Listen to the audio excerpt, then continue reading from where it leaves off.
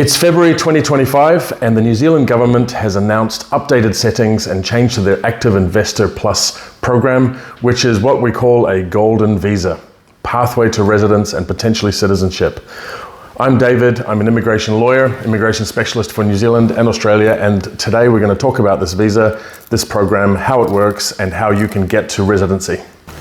So first of all, just want to clarify, when we use the term golden visa all around the world, this generally means buying a passport or buying a residency or a way to stay permanently in another country.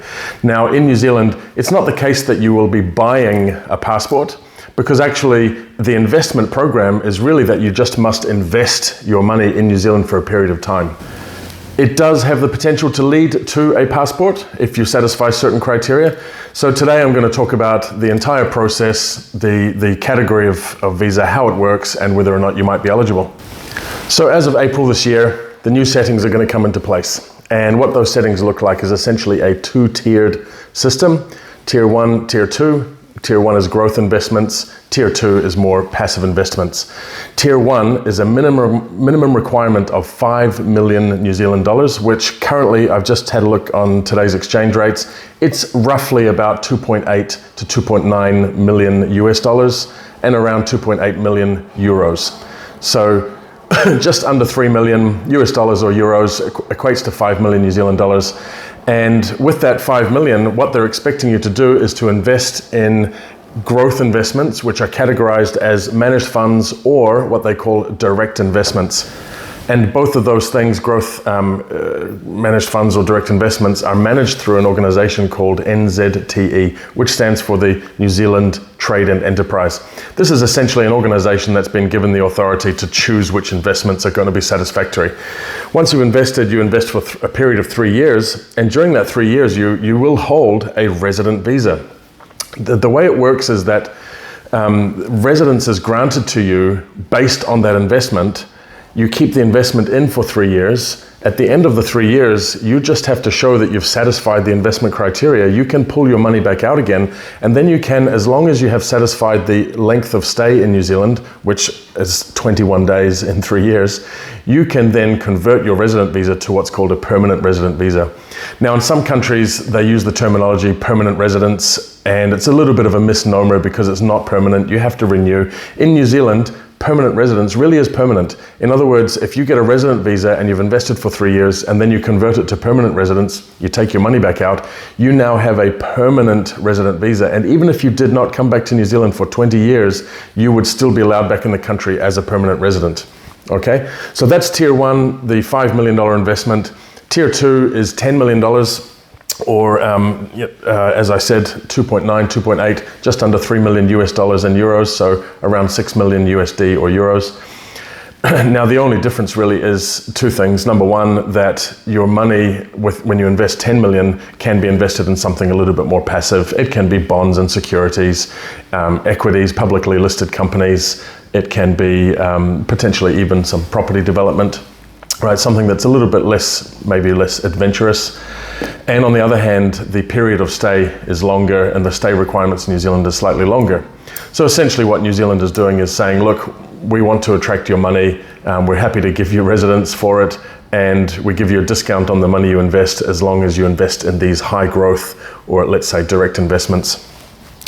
So we're getting a lot of inquiries for this. We're getting a lot of questions about what these growth investments are, what does a managed fund do, what is a direct investment, and I can point you to the NZTE website. You just go and have a look at NZTE and look up the live deals.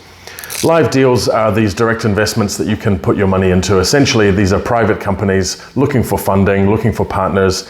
The idea is that the government is trying to attract your talent, not just your money. They're looking for you to bring your money and maybe some expertise. Maybe in some cases you could even take a seat on the board of directors. But in at least most cases, they're direct invested into the companies that require the funding. In the case of managed funds, that's slightly different. These are managed funds, again, that are approved by NZTE.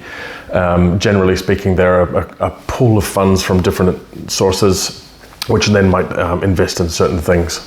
Okay, so now let's talk about the actual process. How do you go about doing this? Okay, so the very first thing to do is to check your eligibility for a visa, full stop, right? And eligibility for any visa in New Zealand is going to still come down to a few key criteria, namely your health and character as a foundation, and then in terms of the specific category in this one, whether you meet the other criteria for the visa. Now, the criteria for the investment visa is really based mostly on the funds. So let's assume that we don't need to talk about health and character too much, because the majority of people who are going to be applying will have regular, human conditions of their health, and as long as you don't have any major criminal convictions, you're okay. And let's talk instead about the actual eligibility. So, where did your money come from? How did you earn it? Is it lawfully obtained? Is it actually yours? Is it your private ownership? Is it something that belongs to you? These are the questions that immigration wants to satisfy. Now, for example, if you are reasonably comfortable in your retirement, you own a house in a very nice neighborhood, and let's say your house may be worth, let's say you live in California and you have a house that's worth 3 million USD. Now that house in and of itself could be enough to satisfy the investment. What we do is we then would nominate that house as the asset which would be invested. We then apply for your residence application, and they would approve you based on the asset being proven to be yours. So obviously there's a title document, a deed.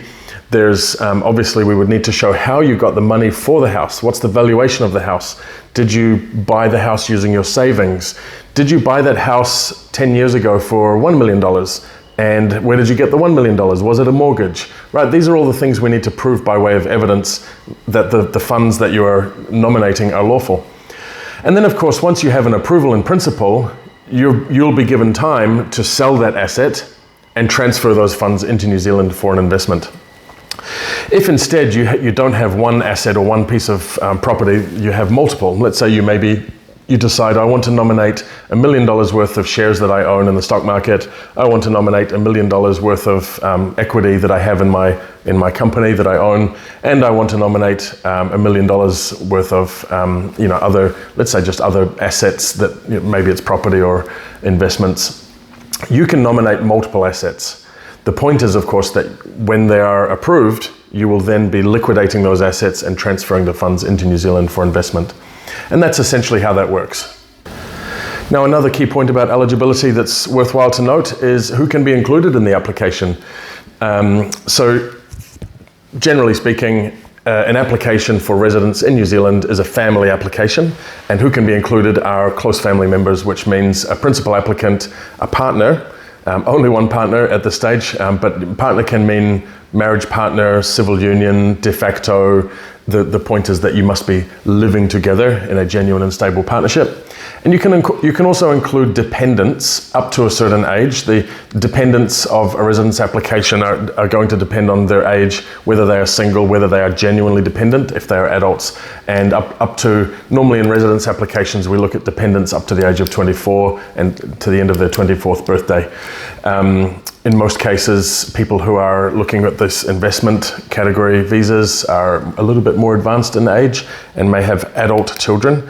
Adult children who are above the age of dependency, 25, and who are maybe married or in their own relationships cannot be included, and we would need to look at them separately. We would need to assess their circumstances separately. Now, another big question that we get is, okay, great, I'm eligible for residence. How do I get a New Zealand passport? How do I go about achieving the little black book? And that's reasonably simple and straightforward. You need to be a resident, just a simple resident visa holder, for at least 5 years. And you need to remain in New Zealand and satisfy the criteria of stay in New Zealand. Now, currently, that is set at around 8 months per year. And so, whereas the investor category program for a visa only requires you to stay in New Zealand for 3 years, 21 days in total, to get your permanent residence, if you want to ever apply for a New Zealand passport, you would have to remain in New Zealand for a period of 5 years, consistently, And each year you would need to stay for around 8 months. Now there are some unique exceptions to that, but in the most cases, 99.9% of the case, unless you are the CEO of a $1 trillion company with special connections, or unless you have some specific, let's say, contribution to New Zealand, that's gonna be the way to achieve your passport, is to stay for 5 years. And that's the same for all family members. And interestingly, while I have my passport here, I find this quite an interesting comment to make, that many people don't know about this, but once you get a New Zealand passport after being a resident for 5 years, you can then fly to Australia. And New Zealand and Australia have a very unique relationship, whereby New Zealand passport holders can live and work forever in Australia without needing a visa. Then, of course, if you stay in Australia long enough, you may be eligible for passport over there. But the point is, it's a very unique relationship we have between New Zealand and Australia. So there it is. There's the golden visa, as they say, for New Zealand. New settings coming out within about a month or so in April. And if you're interested, feel free to get in touch. We highly recommend, before trying to do anything, selling your assets or finding out how to put your dogs in quarantine, we highly recommend getting in touch with a specialist, someone who can help you really understand the process from beginning to end and assess your personal circumstances. And as we say in New Zealand, ka kite anō.